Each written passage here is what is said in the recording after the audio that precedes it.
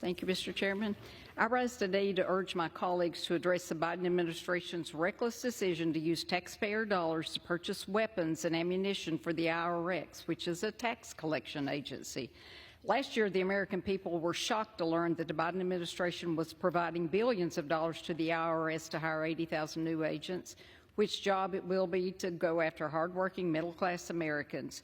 The IRS should be focused on assisting our constituents with tax compliance and ensuring Americans receive their entitled refund, not focusing on arming its agents with the aim of further extorting the American taxpayer. The majority of Americans don't trust the government to be good stewards of their tax dollars, and arming the IRS certainly will not inspire new hope in our system. Let me make one thing clear. Washington does not have a tax collection problem. It has a spending problem. And by disarming our tax collectors, this amendment offers us an opportunity to refocus the image of the IRS and restore faith in our government. After all, under President Biden, our government agencies have been weaponized enough. Mr. Chairman, I reserve the balance of my time. Gentlelady reserves. The gentleman from Arkansas. Thank you, Mr. Chairman, and I claim time in opposition to the gentlelady's amendment. The gentleman is recognized. I rise in opposition. As I mentioned before in the previous debate, we had a robust debate in committee about the issue in full committee and adopted an amendment which capped IRS firearms and ammunition levels as of July 13th, 2023. I think that's reasonable. This amendment would remove that cap. I understand that some of my colleagues have concerns about federal agencies holding vast amounts of firepower. However, we need to be careful not to deprive our agencies of the ability to purchase firearms to carry out their lawful duties. So it's under that circumstance that I oppose the amendment, and I reserve the balance of my time. Reserves, gentlelady from Tennessee. Well, I understand why the IRS criminal investigation agents carry weapons, but, you know, I'm looking at a 2019 report where it was reported by the end of 2017 the IRS already had 4,487 guns and over 5 million rounds of ammunition. I don't know what they need that for. So, you know, when we have more agents carrying weapons than we do Marines carrying weapons, that's a problem.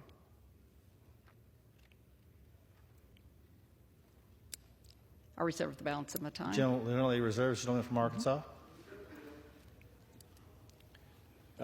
Thank you, Mr. Chairman. Yes, I'll yield to my friend, the ranking member of the full committee. I thank the gentleman for yielding. I adopt not only his premise that we have language in the bill that was fully debated in committee that will, I think, achieve the knowledge that we need. But in addition, I would reiterate, we ought to respect law enforcement, whether it's called IRS agents, because people are breaking the law. And for whatever reasons, people feel compelled, if they're tax cheats or drug dealers laundering money or some ilk like that, who are a dangerous group of people, particularly when they've got criminal gains and not paying any taxes on that, although it is clearly owed, it is unfortunate that we continue to, A, defund those folks and limit them. I think the chairman's absolutely right in his objection to this. But it demeans the officers who are risking their lives to do the duty that we have given them, and that they have a sworn responsibility to do.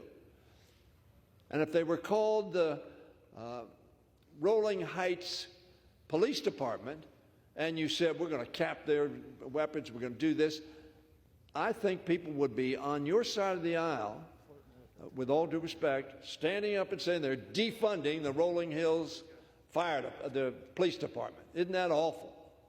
But because they're called IRS agents to enforce the law,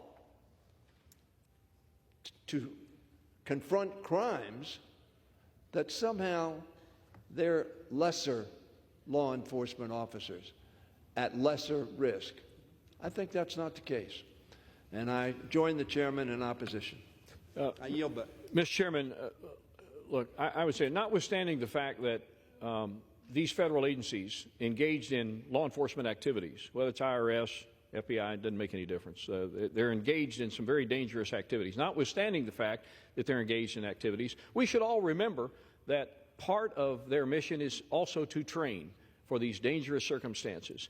And there are training events and weapons qualifications, all kinds of things that require the expense of ammunition, maybe not for a nefarious target downrange, but in order to be able to make them better at their trade should that circumstance present itself. So it's under those conditions that I oppose the gentlelady's amendment reluctantly, and I would yield back the balance of my time. Gentleman yields. Gentlewoman from Tennessee. Well, the last thing I heard, I think that we have a couple of people who haven't paid taxes. Hunter Biden is one, and more than likely President Biden.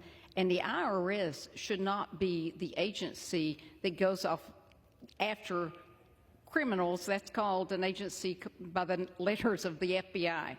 And if they want to enforce the border with guns, then go after the 8 million plus illegals that are coming across the border, and also the known terrorists that we have in this country. And with all that said, this is my amendment, and with that I yield back, sir. Gentleman yields. Questions on the amendment offered by the gentlelady from Tennessee. Those in favor say aye.